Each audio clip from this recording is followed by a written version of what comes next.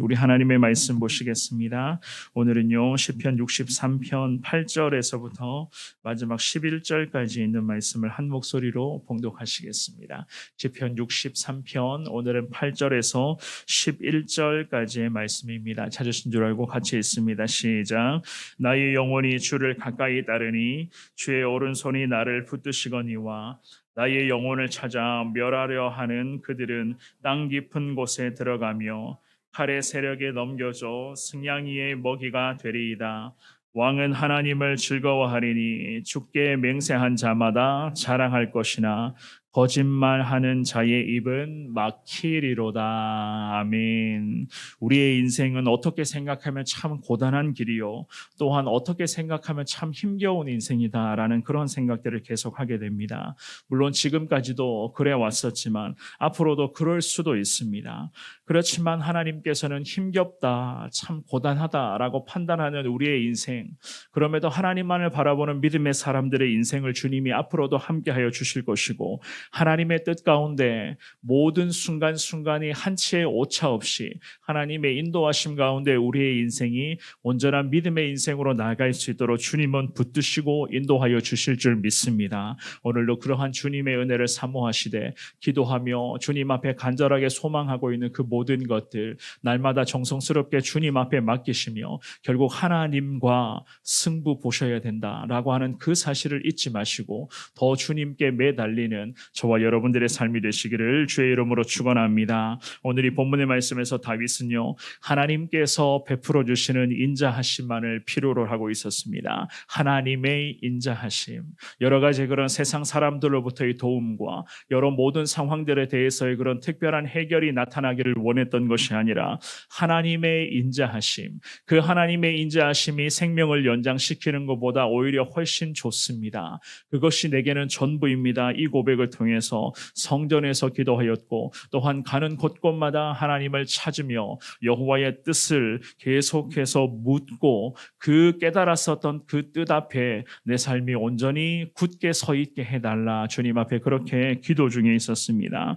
특별히 오늘 이 본문의 말씀을 통해서 이 다윗은요 먼저는 우리들에게 날이면 날마다 주님을 향해 더 가까이 가야 하는 것이 우리의 삶의 가장 귀한 원칙이 된다는 것을 알려주고 있는데요. 8절의 말씀만 한 번 더 읽어보시겠습니다. 시작.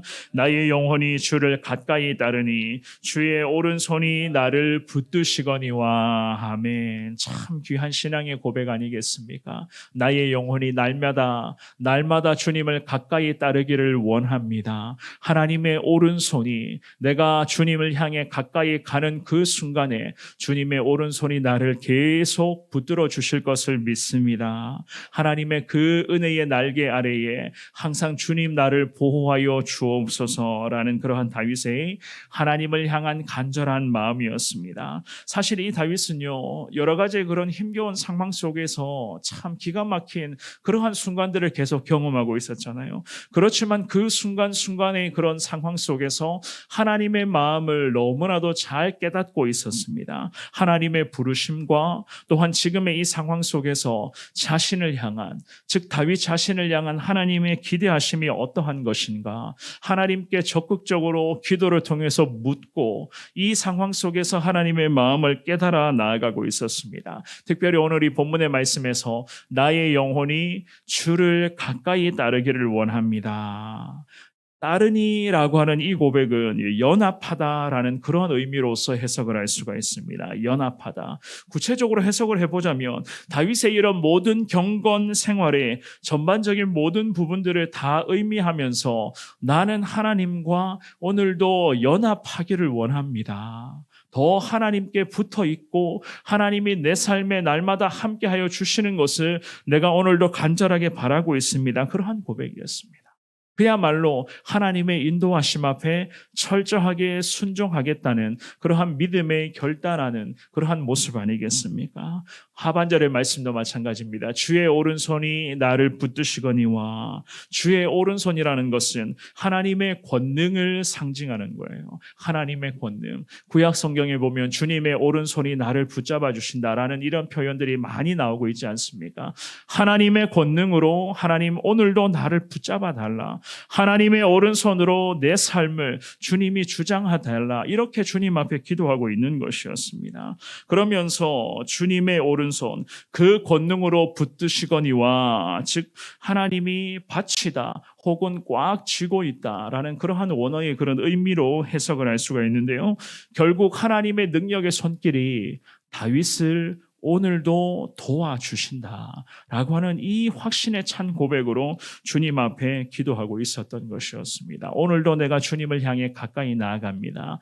주님의 권능이 오늘도 나를 떠받쳐 주시고 나와 함께하여 주시옵소서라고 하는 이러한 간절한 믿음의 고백.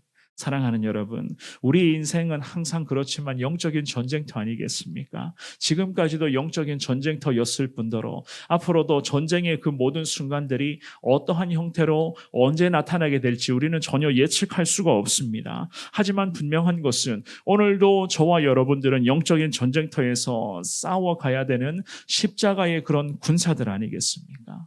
우리 십자가 군사들에게 가장 필요로 하는 승리의 무기는 결국 이 다윗이 고백했던 것처럼 주님의 도우심입니다.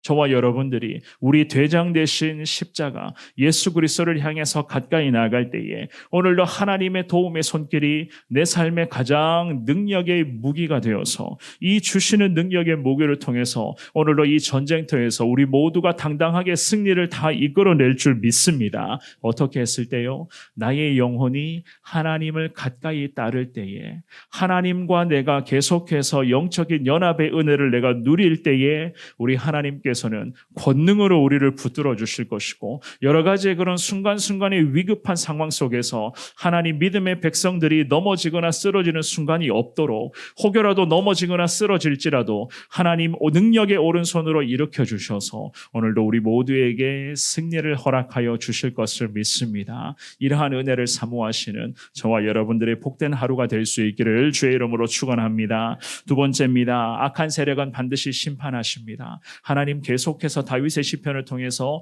반복하시는 말씀 중에 바로 이 부분이죠. 그죠? 악의 세력은 언젠가는 심판받는다는 거예요. 9절과 10절 말씀을 같이 보겠습니다. 9절 10절입니다. 시작.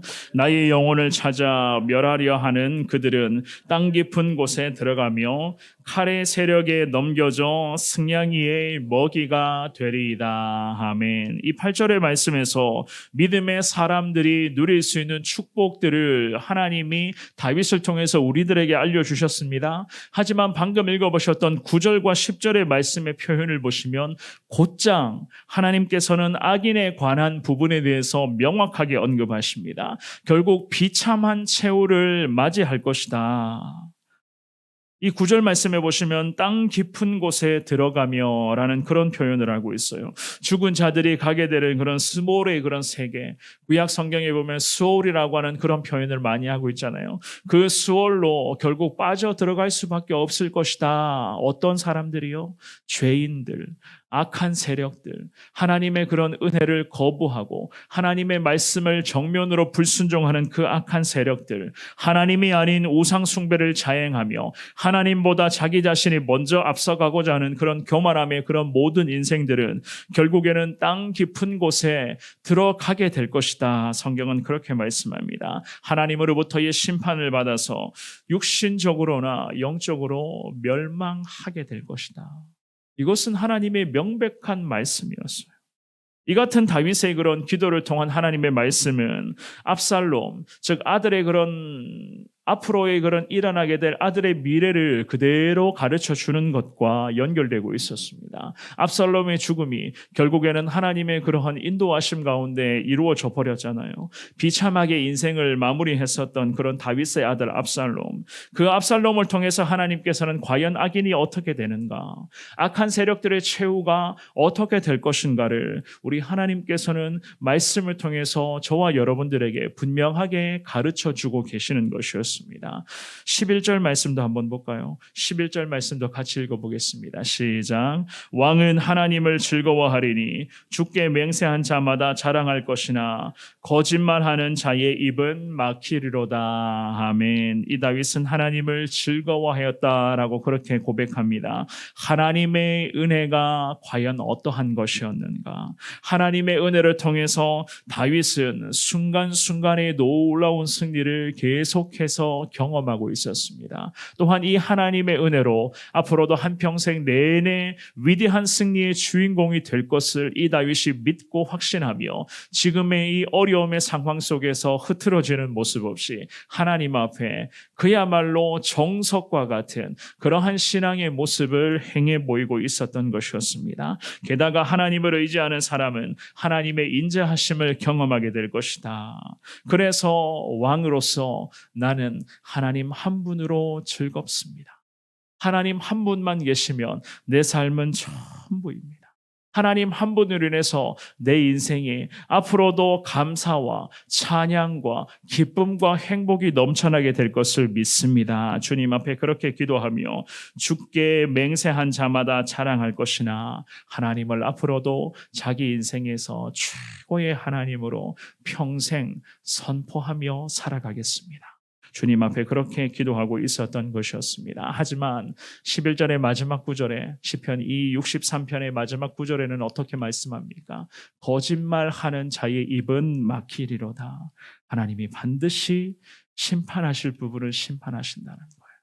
그러므로 저와 여러분들은 날마다 영적으로 깨어 있어서 우리가 불렀던 그 찬송 가사의 고백을 신앙 고백으로 삼아 늘 말씀 위에 굳게 서 있는 말씀의 분별력을 통하여 하나님 앞에 순종해야 될 영역은 오늘도 순종하셔야 되는 것이고, 말씀을 기준으로 오늘도 내가 멀리해야 될 것은 하나님 앞에서 철저하게 멀리하겠습니다. 하나님 나와 함께하여 주옵소서. 그렇게 저와 여러분들이 기도할 때에 우리 하나님께서는 오늘도 믿음으로 승리하며 나아갈 수 있도록 주님께서 인도하여 주실 것입니다. 온종일 주님의 도우심을 사모하시되 나의 영혼이 하나님을 지금 이 시간에도 가까이 나아가기를 원합니다. 나와 하나님이 연합할 수 있도록 오늘도 귀한 은혜 허락하여 주시고 하나님 능력의 손길로서 이 치열한 영적 전쟁터에서 오늘도 위대한 승리의 주인공 되게 하여 주옵소서. 주님께 기도하시며 하나님의 영광을 찬양하며 살아가시는 오늘 하루에 저와 여러분들의 복된 삶이 되시기를 주님의 이름으로 축원합니다.